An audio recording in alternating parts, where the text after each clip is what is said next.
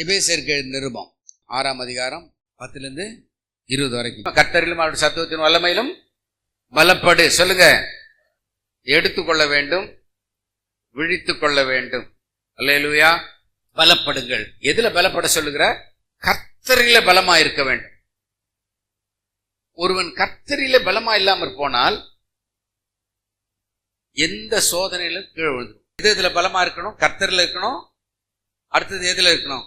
கர்த்தருடைய வல்லமையில பலமா இருக்க வேண்டும். தரித்து கொள்ளுங்கள். எதற்காக தரிக்க வேண்டும்? எதிர்த்து நிற்க. எதை எதிர்த்து நிற்க? பிசாசின் தந்திரங்களோடு. பிசாசு எப்படி வருவான்? தந்திரமா தான் வரும். பிசாசு தந்திரமா தான் வருவான். அவனுடைய தந்திரத்தை நாம் புரிந்து கொள்ள வேண்டும். பிசாசின் தந்திரங்களோடு எதிர்த்து நிற்க என்ன வேணும் நமக்கு? திராணி. அப்படின்னா எபிலிட்டி. எபிலிட்டி இல்லாம தரித்து நிற்க முடியாது. அப்ப பிசாசு எப்பொழுதும் விசுவாசிகளிடத்துல எப்படித்தான் வருவான்? தந்திரமாய்தான் வரும். இன்றைக்கு விசுவாசிகளுக்கு தேவை, ஆண்டவரே நான் உம்மிலே பலப்பட வேண்டும், உம்முடைய வல்லமையிலே பலப்பட வேண்டும். ஒருபோதும் பலவீனமா நான் இருக்கக்கூடாது. ஹல்லேலூயா. சத்தமா சொல்லுங்க. கர்த்தருடைய வல்லமையிலே பலப்பட வேண்டும். நான் யாருக்குள்ளாக இருக்கிறேன்? கர்த்தருக்குள்ளாக. அந்த வல்லமை என்னிலே இருக்க வேண்டும். தேவ வல்லமை என்னிலே இருக்க வேண்டும். தேவ வல்லமை என்னில் இருக்கிறதா? கேளுங்க. நான் பலப்படணும். காலையில எழுந்து, ஆண்டவரே உடைய வல்லமையினால் என்னை பலப்படுத்தும். சண்டை போடுறதுக்கு இல்ல. ஆத்துமாவிலே, நம்முடைய ஆவியிலே பிசாசு தந்திரத்தோடு வந்து என்னை என்ன செய்யக்கூடாது? தோற்கடிக்க கூடாது. இது பிசாசு தந்திரம். இதை எதிர்த்து நிற்க என்ன வல்லமை வேண்டும்? Power of God, might of God, தேவ வல்லமை. நான் பலப்பட வேண்டும். அவ்வளவு பலவீனம் ஆயிட்டீங்க. பிசாசு எதிர்த்து நிற்கிறதுக்கு உங்களுக்கு என்ன இல்ல? பலன் இல்ல. பலவீனம் ஆயிட்டீங்க. அப்ப என்ன செய்யணும்? கர்த்தரை பார்த்து, ஆண்டவரே என்னை பலப்படுத்தும், ஆண்டவரே உம்மிலே பலப்படுத்தும், ஆண்டவரே கர்த்தருடைய வல்லமையில பலப்படுத்தும், ஆண்டவரே பவர் ஆஃப் ஹிஸ் மைட். என்ன சூழ்நிலையானாலும் பிரச்சனை இல்லை. நான் கர்த்தருடைய வல்லமையில என்ன செய்ய போகிறேன்? பலப்பட போகிறேன். நீங்களும் நானும் பிசாசின் தந்திரங்களோடு எதிர்த்து நிற்க திராணி உள்ளவர்களாகும்படி கர்த்தரை பார்த்து கேட்க வேண்டும். அது மாத்திரமல்ல, அதற்காகத்தான் சர்வாயுத வர்க்கத்தை தரித்துக் கொள்ள. ஆயுத வர்க்கம் என்று சொன்னால் ஆயுத போர் ஆடைகள். ஆயுத வர்க்கம் என்னது? போர் ஆடைகள். தரித்துக் கொள்ளுதல். தரித்துக் கொள்ளுதல் பலப்படுதல். இரண்டாவது என்னது? தரித்துக் கொள்ளுதல். தரித்துக் கொள்ளுதல் என்ன? எடுத்து அணிந்து கொள்ளுதல். விசுவாசி என்னது? சர்வாயுத வர்க்கம். ஏனென்றால் ஒவ்வொரு விசுவாசியும் போர் வீரர்கள் தான். என்றைக்கு நாம் விசுவாசி என்ற பெயரில் ஞானஸ்நானம் எடுத்து வந்து விட்டோமோ அன்றைக்கே நாம் போர் வீரர்களாய் மாறுகிறோம். அன்றைக்கே நாம் யாரா மாறுறோம்? போர் வீரர்களாய் மாறுகிறோம். அதத்தான் சொல்றார். ஏனெனில் மாம்சத்தோடும் இரத்தத்தோடும் அல்ல, துரைத்தனங்களோடும் அதிகாரங்களோடும் இப்பிரபஞ்சத்தின் அந்தகார லோகாதிபதிகளோடும் வானமண்டலங்களில் உள்ள பொல்லாத ஆவிகளின் சேனைகளோடு நமக்கு என்ன உண்டு? போர் ஆட்டம் உண்டு. பிசாசின் தந்திரங்களோடு எதிர்த்து நிற்க திராணி உள்ளவர்களாகும்படி தேவனுடைய சர்வாயுத வர்க்கத்தையும் தரித்துக் கொள்ளுங்கள். முதலாவது கர்த்தரிலும் அவருடைய சத்துவத்தின் வல்லமையிலும் பலப்படுங்கள். இரண்டாவது தரித்துக் கொள்ளுங்கள். மூன்றாவது எடுத்துக் கொள்ளுங்கள் சத்தியம் என்னும் கச்சையை. இது தரித்துக் கொள்ளும் ஆபரணம் அல்லது ஆடை. தரித்துக் கொள்ளுதல். சத்தியம் என்னும் கச்சை தரித்துக் கொள்ளுதல். இரண்டாவது நீதி என்னும் மார்க்கவசம் தரித்துக் கொள்ளுதல். மூன்றாவது சமாதான சுருத்தி என்னும் சுவிசேஷத்துக்குரிய பாதரட்சை தொடுத்துக் கொள்ளுதல். இது தரித்துக் கொள்ளுதல், தொடுத்துக் கொள்ளுதல். தரித்துக் கொள்ளுதல்ல இது என்ன வருகிறது? இப்பொழுது தொடுத்துக் கொள்ளுதலும் தரித்துக் கொள்ளுதல்ல வருகிறது. என்னென்ன தரித்துக் கொள்ளுதல்? சத்தியம், நீதி, பாதரட்சை, சமாதானம் என்னும் சுவிசேஷத்துக்குரிய பாதரட்சை. அல்லேலூயா சொல்லுமா? அப்ப தரித்துக் கொள்ள சத்தியம், நீதி, சமாதானத்தின் சுவிசேஷத்துக்குரிய பாதரட்சையை தொடுத்துக் கொள்ளு. இதெல்லாம் தரித்துக் கொள்ளுதலிலே வரக்கூடிய குறிப்புகள். ஆமென் சொல்லுமா? சத்தமா சொல்லுங்க. அப்ப நான் பலப்பட வேண்டும். இரண்டாவது என்ன செய்ய வேண்டும்? தரித்துக் கொள்ள வேண்டும். எதை எதை தரிக்கணும்னு சொல்லியாச்சு. நீதி, உண்மை, நீதி, சமாதானத்துக்குரிய ஆயத்தம், சமாதான சுவிசேஷத்துக்குரிய ஆயத்தம், இதெல்லாம் நான் தரித்துக் கொள்ள வேண்டும். அல்லேலூயா சொல்லுமா? எடுத்துக் கொள்ளுங்கள் பொல்லாங்கனையும் அஸ்திரங்களை எல்லாம், அக்கினி அஸ்திரங்களை எல்லாம் அவித்து போடத்தக்கதாக விசுவாசம் என்னும் கேடகத்தை பிடித்து கொண்டு.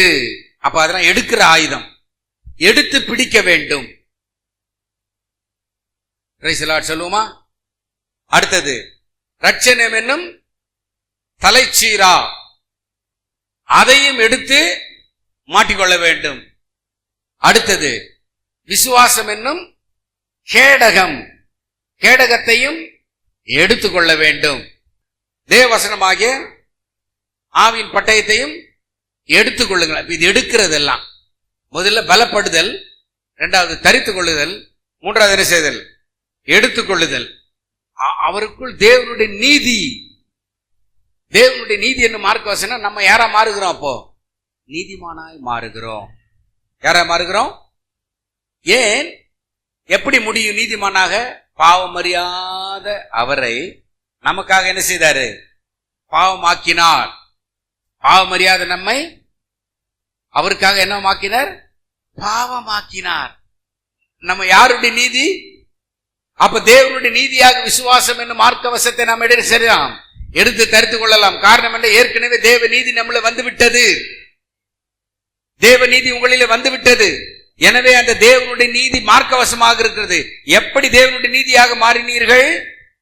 நாம் அவருக்குள் நீதியாகும்படிக்கு பாவம் அறியாத அவரை நமக்காக, அப்ப நமக்காக அவர் பாவமானபடியினாலே தேவ நீதி என்னிலே இருக்கிறது. அந்த தேவ நீதி என்கிறது எனக்கு மார்க்கவசமாக இருக்கிறது. அல்லேலூயா சொல்லுமா? தேவ நீதி எனக்கு மார்க்கவசமாய் வந்து விட்டது. அப்போ நல்லா கவனிக்க வேண்டும். விசுவாசம் என்னும் கேடகம்.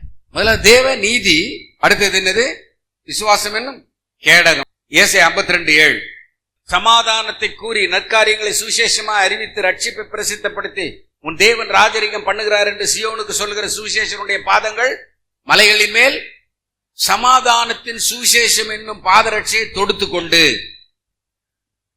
சமாதானத்துக்குரிய சுவிசேஷம் என்னும் ஆயத்தத்துக்குரிய பாதரட்சியை தொடுத்துக் கொள்ளுதல். அப்போ ஏசாயாவிலே சொல்லப்பட்டிருக்கிறது, சமாதானத்தை நற்காரியங்களாக கூறி சுவிசேஷமாய் அறிவிக்கக்கூடிய பாதங்கள் மலைகளின் மேல் எப்படி இருக்குதான்?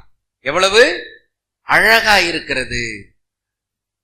அப்போ ரட்சிப் என்கிறதா, சுவிசேஷம் என்கிறதான பாதரட்சையை தொடுத்து கொண்டு. ரட்சணம் என்னும் தலைச்சீரா, ஹெல்மெட். ரட்சணம் என்னும் தலைச்சீரா. ஏசாயா 52:7 ரட்சிப்பை பிரசித்தப்படுத்தி,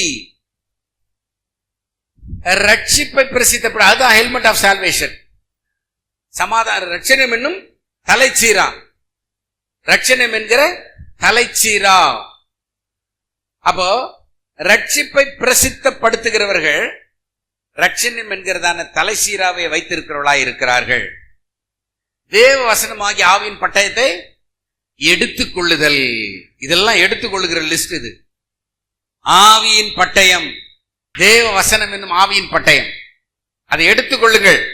சத்தியம் என்னும் கச்சை, அப்புறம் நீதி என்னும் மார்க்கவசம்,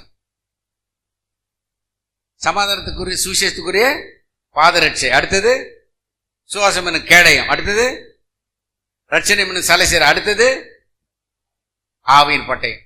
ஆச்சுங்களா? இதை எடுத்துக்கொள்ளுகிறது, தரித்து கொள்ளுகிறது. நான்காவதாக, சகலவிதமான வேண்டுதலோடும் விண்ணப்பத்தோடும் ஆவியினாலே ஜெபம் பண்ணி, ஆவியினாலே ஜெபம் பண்ணி. எப்படி ஜெபம் பண்ணோம்? ஆவியினாலே. ஜெப ஆவி நமக்குள்ளாக வர வேண்டும். நீங்க தூக்கத்திலேயே ஜெபிக்கிறது போல் உங்களுக்கு தெரிய வேண்டும். பிரைஸ் தி லார்ட் சொல்லுவோம். தூக்கத்திலே ஜெபிக்கிற மாதிரி ஒரு ஜெப ஆவி, ஒரு விண்ணப்பத்தின் ஆவி உங்களுக்குள்ளாக இருக்க. ஆவியினாலே ஜெபம் பண்ணி மன உறுதியோடும் சகல பரிசுத்தவான்களாகும் பண்ணும் வேண்டுதலோடும். அப்போ ஜெபம் பண்றது யாருக்காக இருக்க வேணும்? பரிசுத்தவான்களுக்காகத்தான் ஜெபம் பண்ண வேண்டும். விழித்து கொண்டிருக்க வேண்டும். ஜெபம் பண்றது மாத்திரமல்ல, விழிப்பு. சொல்லுங்க, விழிப்பு. பலப்படுங்கள், தரித்துக் கொள்ளுங்கள், எடுத்துக்கொள்ளுங்கள், விழித்துக் கொள்ளுங்கள். ஹல்லேலூயா. நம்பர் 1, கர்த்தருடைய வல்லமையில் பலப்படுதல். 2வது தரித்துக் கொள்ளுதல், ஆடை. 3வது எடுத்துக்கொள்ளுதல், ஆயுதம். பலப்படுதல் இஸ் ஈக்வல் டு கர்த்தரின் வல்லமையில், தரித்துக் கொள்ளுதல் இஸ் ஈக்வல் டு ஆடை, எடுத்துக்கொள்ளுதல் இஸ் ஈக்வல் டு ஆயுதம், விழித்துக் கொள்ளுதல் இஸ் ஈக்வல் டு ஆயத்தம் அல்லது உணர்வு. எழும்பி நிற்போம். கர்த்தர் உன்னை ஆசீர்வதித்து காக்க கடவர். கர்த்தர் தம்முடைய முகத்தை உன்மேல் பிரகாசிக்க பண்ணி உன்மேல் கிருபையா இருக்க கடவர். கர்த்தர் தம்முடைய முகத்தை உன்மேல் பிரசன்னமாக்கி உனக்கு சமாதானம் அருளி செய்ய கடவர் என்பதே.